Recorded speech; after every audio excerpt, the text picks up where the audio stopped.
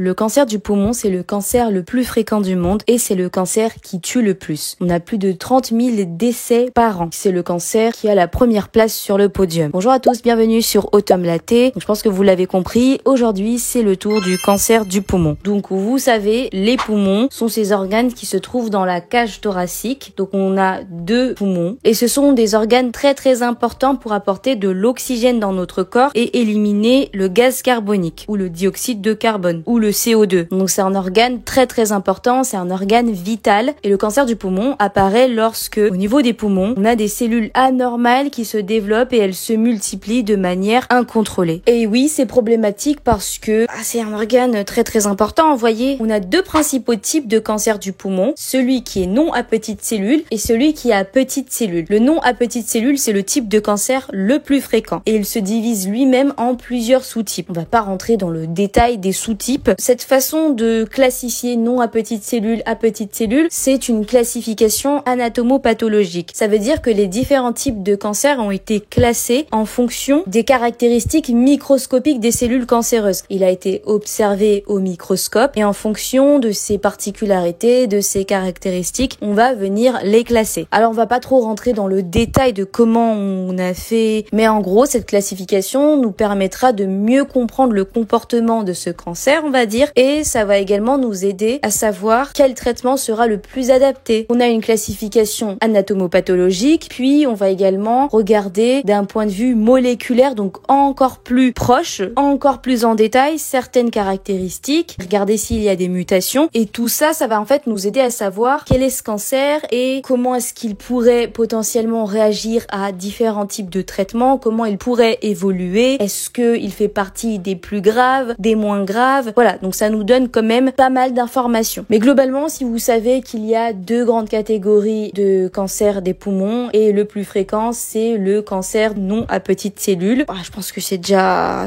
ça. Comme je vous ai dit, le cancer pulmonaire, c'est le premier cancer dans le monde. C'est vraiment le cancer qui prend la première place du podium et c'est également celui qui tue le plus. Donc c'est quand même, j'ai envie de dire, une maladie grave et fréquente. Elle touche un peu plus les gens de sexe masculin que les gens de sexe féminin. Mais bon, on a de plus en plus de personnes de sexe féminin qui sont touchées par ce cancer-là. Et ça, notamment à cause de la cigarette. C'est un cancer qui apparaît généralement autour de 65 ans, 67 ans. Une bonne chose qu'on pourrait dire là-dessus, parce qu'il n'y a pas tant de bonnes choses, je pense, mais une bonne chose du coup que l'on pourrait dire, c'est qu'il y a pas mal de progrès thérapeutiques dans les traitements qui font que c'est moins catastrophique d'une certaine façon. Parce que vous voyez, c'est un cancer qui la plupart du temps, lorsqu'on pose le diagnostic, est déjà à un stade avancé, et ça pour la majorité des patients. 2/3 des patients sont déjà à un stade métastatique. Ça veut dire que le cancer s'est déjà propagé dans d'autres parties du corps. Alors qu'est-ce qui fait que tu es plus à risque du cancer pulmonaire, du cancer des poumons? Eh bien, le premier facteur, c'est le tabac. Et là, le risque est tellement augmenté, c'est-à-dire que tu as 10 fois plus, même 20 fois plus de risque d'avoir un cancer des poumons que quelqu'un qui ne fume pas et quelqu'un qui n'est pas exposé à la fumée de la cigarette. Alors c'est pas juste le tabac, je fume, voilà, mais c'est également le tabagisme passif. Par exemple, tes collègues vont aller faire une pause clope, toi tu ne fumes pas, mais tu y vas quand même pour parler. Voilà, t'es exposé à la fumée de la cigarette. Ou bien on te fume à la gueule sans trop ton consentement, là aussi t'es plus à risque. Alors oui, pour réduire ce risque, il faut complètement arrêter de fumer. Et si vous envisagez de le faire, je vous conseille de prendre un rendez-vous avec votre médecin traitant ou avec un addictologue pour pouvoir le faire correctement. Parce que si vous êtes motivé, je peux juste vous encourager. Je voudrais quand même que ça se passe bien pour vous, dans le sens où vous allez pas trop vite vous décourager ou que c'est juste, d'un coup vous avez envie d'arrêter, mais c'est pas vraiment évident. Donc si vous êtes accompagné, je pense que ça augmentera vos chances d'arrêter définitivement. En tout cas, on peut essayer. Si vous voulez retenir un truc qui fait que t'es beaucoup plus à risque de cancer du poumon, c'est bien le tabac, mais on ne peut pas négliger qu'il y a également d'autres éléments dans notre environnement ou dans notre milieu de travail et qui peuvent faire que t'es plus à risque. Je pense que vous connaissez tous l'amiante. Vous voyez les gens qui travaillaient dans les bâtiments et qui étaient vraiment en contact de l'amiante. Là, ils étaient exposés à l'amiante, mais c'est une exposition professionnelle, donc à cause de leur travail. D'autres personnes qui travaillent dans tout ce qui est céramique, porcelaine, construction navale, métallurgie, sidérurgie, textile, cuir, seront plus à risque de cancer pulmonaire. Et là encore, c'est une exposition professionnelle, c'est-à-dire dans leur milieu de travail. Après, il y a également d'autres expositions comme la la pollution. La pollution atmosphérique, c'est une exposition de l'environnement. Bien sûr, si vous avez une maladie pulmonaire préexistante, donc des poumons qui sont déjà affaiblis d'une certaine façon, là aussi, ça augmente votre risque de cancer pulmonaire. Comment est-ce qu'on dépiste le cancer pulmonaire? Ou alors, est-ce qu'on le dépiste? Alors actuellement, en France, il n'y a pas de programme de dépistage organisé comme pour le cancer du sein ou le cancer colorectal. Par contre, il y a un programme de dépistage en cours de développement. Donc c'est un programme qui cible les personnes qui sont à haut risque, c'est-à-dire les fumeurs et les anciens fumeurs âgés de 50 à 74 ans. Et on va leur faire un scanner thoracique faible dose ou un scanner low dose. Et ça, on va le faire tous les ans et ça permettra de détecter les anomalies au niveau des poumons assez tôt et en minimisant l'exposition aux radiations. Voilà, c'est un scanner low dose. On ne veut pas irradier, utiliser trop de rayons. Je me permets de donner mon avis là-dessus. Peut-être que vous voulez pas le savoir, mais bon, je vais quand même le faire. Je trouve que c'est quand même assez dommage qu'il n'y a pas de programme de dépistage organisé parce que là, voilà, c'est encore un programme en développement. Ce programme en question pour les gens à haut risque. Et apparemment, il sera vraiment mis en place début 2025. Et je trouve que c'est quand même assez dommage dans le sens où des études montrent que ce programme de dépistage réduit la mortalité due au cancer du poumon d'environ 20%, ce qui est quand même pas du tout négligeable. Et je trouve ça dommage qu'il n'y a pas de programme de dépistage organisé dans le sens où pour le cancer du sein, on en a un, pour le cancer colorectal, on en a un. Je peux comprendre que ouais, là, on vise une population à risque qui fume énormément, mais là encore, toujours avoir un programme de dépistage en cours de développement, c'est quand même le cancer le plus fréquent. C'est le cancer qui tue le plus au monde. Et puis, surtout, c'est le cancer qui, lorsqu'on le découvre, il est déjà à un stade avancé. Après, j'ai peut-être pas toute la connaissance là-dessus. Bon, en tout cas, pour l'instant, aujourd'hui, voilà, c'est l'avis que j'ai. Alors, comment on en arrive à cette étape de poser le diagnostic? Quels sont les symptômes ou les choses qui nous mettent un peu la puce à l'oreille? Au début du cancer, c'est assez difficile de le détecter. Surtout par des symptômes, c'est quand même assez difficile. Si on faisait un dépistage en faisant ce scanner, ce fameux scanner thoracique low dose, ouais, pourquoi pas, on pourrait voir des anomalies. Mais souvent, ça ne donne pas de symptômes. Par contre, il y a certains symptômes qui peuvent être présents. Mais c'est vraiment pas des symptômes qui vont tout de suite faire penser à un cancer du poumon. Car encore une fois, au début de la maladie, on n'a pas spécialement de symptômes. Ou des symptômes qu'on peut retrouver dans tout un tas de maladies ou de conditions qui parfois ne sont même pas très graves. Je vais quand même vous donner quelques exemples de symptômes. Par exemple, on peut avoir de la toux qui dure en fait, qui persiste et qui s'aggrave. On peut être essoufflé. On peut avoir une douleur dans la poitrine qui va augmenter surtout lorsqu'on tousse ou lorsqu'on inspire. On peut avoir ce qu'on appelle une hémoptysie, c'est-à-dire du sang dans le crachat. Mais c'est pas du sang qui est sorti du tube digestif, mais du sang des voies aériennes. Une fatigue, une perte de poids inexpliquée et souvent ce symptôme-là, donc cette perte de poids, perte d'appétit, on peut le retrouver dans pas mal de cancers et surtout lorsqu'on est à un stade avancé, évolué du cancer. Encore une fois, voilà, ce sont des symptômes qu'on peut retrouver dans tout un tas de conditions, maladies, d'infections pulmonaires, enfin voilà, c'est pas vraiment un truc qui va faire penser, genre tout de suite, tu vas pas te dire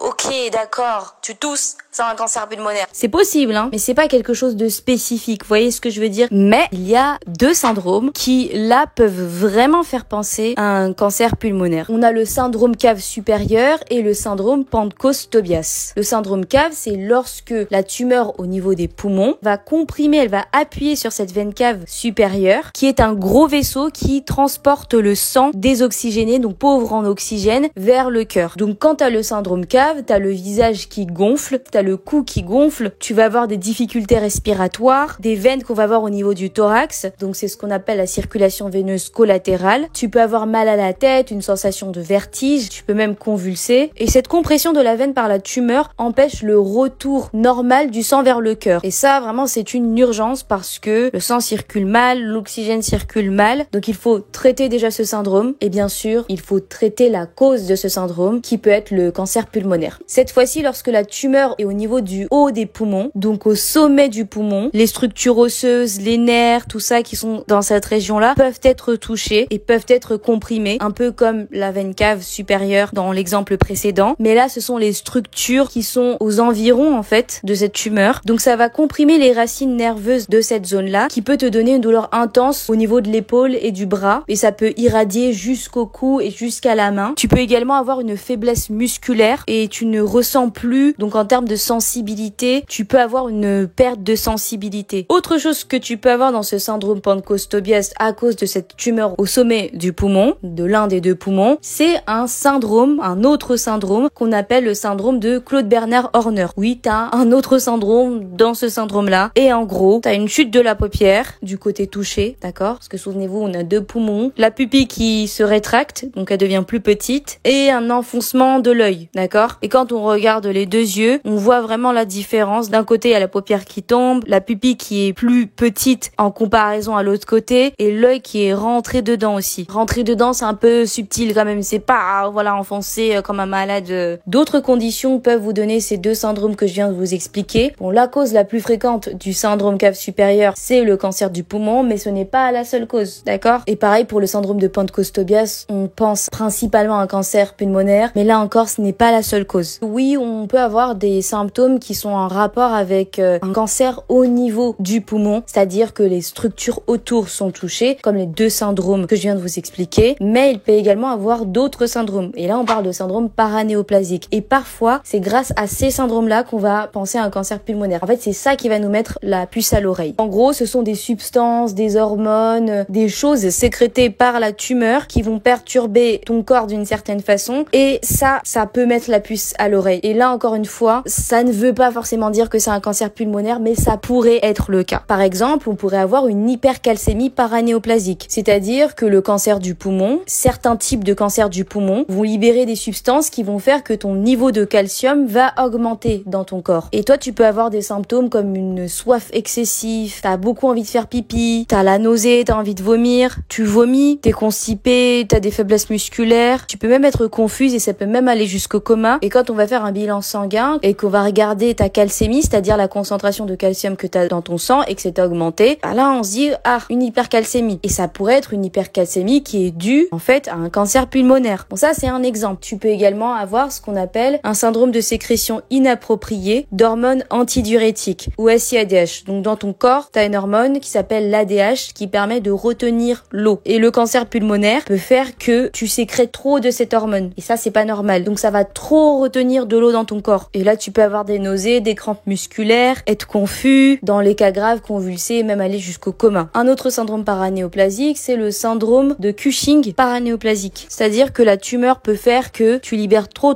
de cortisol. Les signes d'excès de cortisol peuvent être une prise de poids, surtout au niveau du visage et du tronc, parce que les jambes sont plutôt fines, grêles. La peau peut être fragile et elle fait des hématomes, des bleus facilement. Les ongles peuvent être cassants. Tu peux avoir une faiblesse musculaire parce que tu as une fonte des muscles. Mais tout ça, c'est dû au cancer. Donc le cancer qui a un peu foutu la merde un peu partout. Et on peut avoir des syndromes paranéoplasiques comme ça. Et ça peut, comme je vous ai dit, être les premiers éléments qui vont te mettre la puce à l'oreille. Là, je t'ai donné quelques exemples de syndromes paranéoplasiques que tu peux avoir, mais il y en a tellement. Mais voilà, tout ça pour vous donner une idée des symptômes, de comment est-ce qu'on découvre, qu'est-ce qui nous met en fait la puce à l'oreille. Maintenant, on va passer au diagnostic. Alors pour poser le diagnostic, on a parlé de ce qui fait qu'on peut penser à ça, mais on était uniquement à l'étape de oui, je pense à un probable cancer pulmonaire, mais là, je ne sais pas. Pour vraiment le savoir, il faut qu'on fasse un scanner pulmonaire et faire des biopsies, c'est-à-dire aller chercher des morceaux de cette potentielle tumeur, de l'envoyer au laboratoire et voir en fait si c'est une tumeur. Alors la biopsie, c'est-à-dire cette étape d'aller chercher la tumeur, prendre un morceau de la tumeur, peut se faire de différentes façons en fonction de où la tumeur est localisée. On peut la faire directement à travers la peau ou sinon sous endoscopie bronchique, c'est-à-dire en envoyant un tube dans la trachée, dans les voies aériennes pour aller récupérer un morceau de la tumeur. Mais je vais pas rentrer dans le détail. Une fois que le diagnostic est posé, on sait que c'est une tumeur, on s'arrête pas là parce que comme je vous ai dit, c'est une tumeur. Généralement, quand on pose le diagnostic, on est déjà à un stade métastatique. C'est rarement lorsque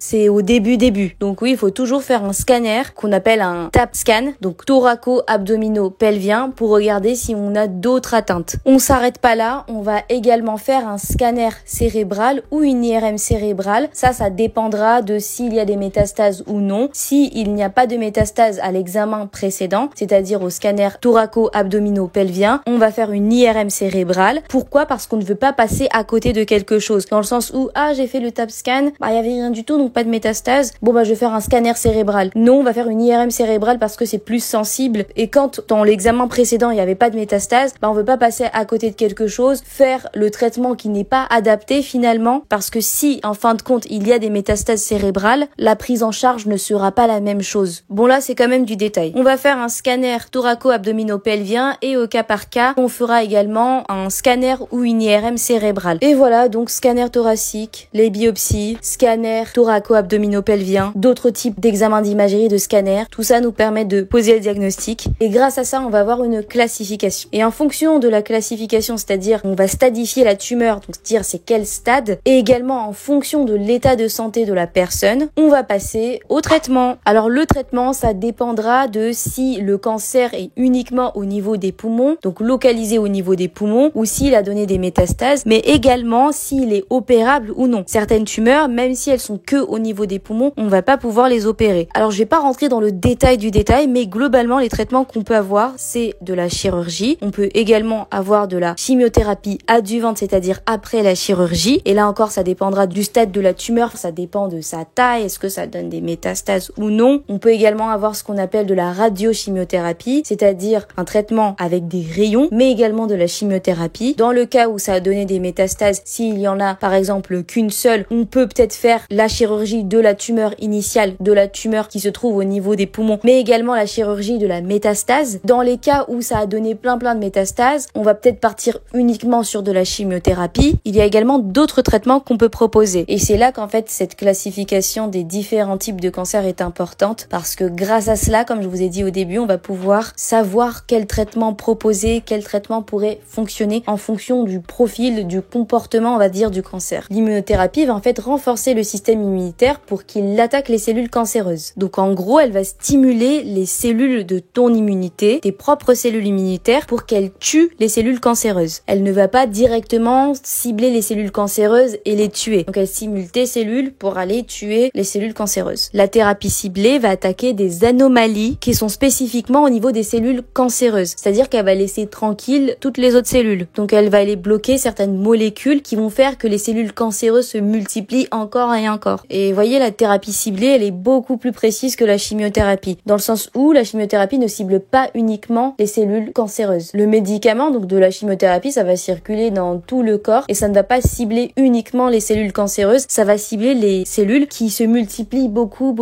comme les cellules cancéreuses en fait. Mais dans le lot, il n'y a pas que des cellules cancéreuses. Il y a certaines cellules saines comme les cellules des cheveux, de la peau, du tube digestif qui peuvent être touchées et détruites, d'où les effets indésirables que l'on peut retrouver dans la chimiothérapie comme la perte de cheveux, la nausée et toutes ces choses-là parce qu'en fait ça ne cible pas que les cellules cancéreuses. Après, encore une fois, ça dépend du profil du cancer. C'est-à-dire que pour certains cancers, malheureusement, on ne peut pas faire de la thérapie ciblée. Donc, on fera de la chimiothérapie parce que ça ne correspond pas au profil. C'est pas un cancer qui va pouvoir répondre à l'immunothérapie ou à la thérapie ciblée. Voilà pour cette vidéo. Il y avait quand même beaucoup d'informations. J'espère que c'était pas trop d'informations non plus et que ça reste quand même assez facile à comprendre. Dites-moi si vous avez des suggestions de vidéos. N'hésitez pas à liker la vidéo, à vous abonner à la chaîne et à commenter et surtout à partager à quelqu'un qui pourrait en avoir besoin ou juste la partager. Merci d'avoir regardé. Bye.